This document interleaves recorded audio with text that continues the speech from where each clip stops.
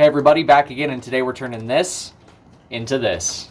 So our first step is going to be taking the head of the railroad spike and cleaning it up a bit to get all of these markings off of here. These are going to tell you whether it's a high carbon spike, what company or what railway it was used on, that kind of thing.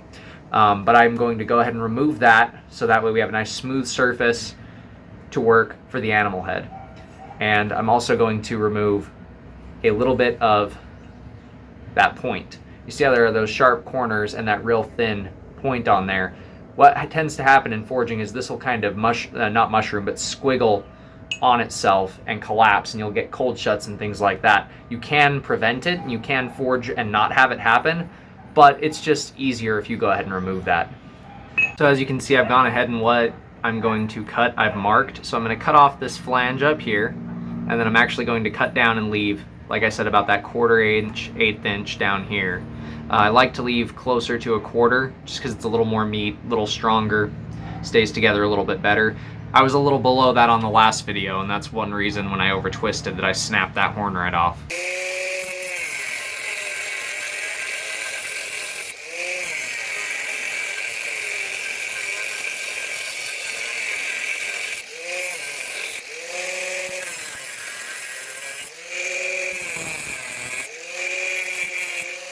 So we've got our slots cut, got our basic animal shape going, and as you can see, we actually start out with a decent amount of mass here. There's a good chunk of mass right here in the head that stays all as one piece when we cut it this way, which gives us a great basis to start shaping a bunch of different animal shape heads. You can go with ears, you can do ears, horns, all kinds of stuff with this shape. So if you're looking for an easy way to practice making animal heads without upsetting a ton of material, get some railroad spikes. They work great for this. Now I'm going to go stick this in the forge, and let's get going.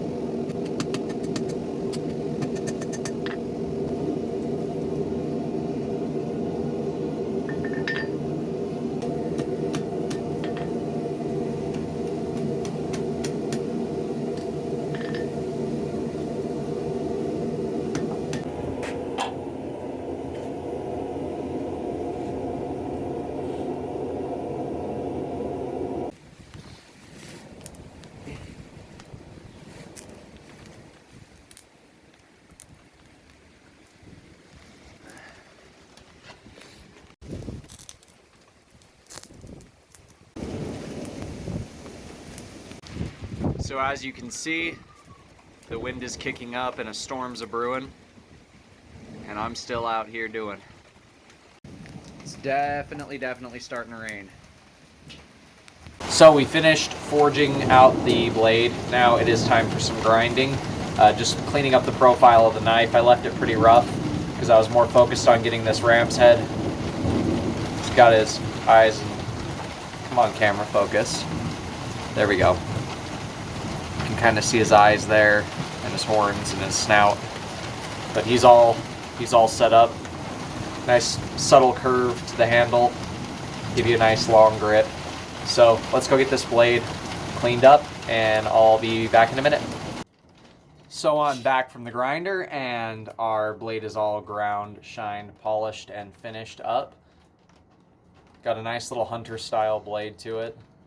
Kind of a clip point, ever so slight curve to the spine just to keep it in line. I think it turned out pretty good. Let me know what you guys think. It's got the edge on there. I gave it kind of a taper around the neck so you can get the fingers right up against the blade where you want it for use. And there's our ram's head. I'll get some better lighting so I can show that off a little better in some up-close shots. Call the number on your screen now to speak with a licensed Humana sales agent. You may be able to enroll in one of our plans several times throughout the year. Wouldn't you love benefits? Like up to $3,300 a year to help pay for eligible groceries, utilities, rent, pet care, and over-the-counter items. So if you have Medicare and Medicaid, call the number on your screen now and speak with a licensed Humana sales agent. If you're eligible, they can even help enroll you over the phone. That's how you turn a railroad spike into one of these.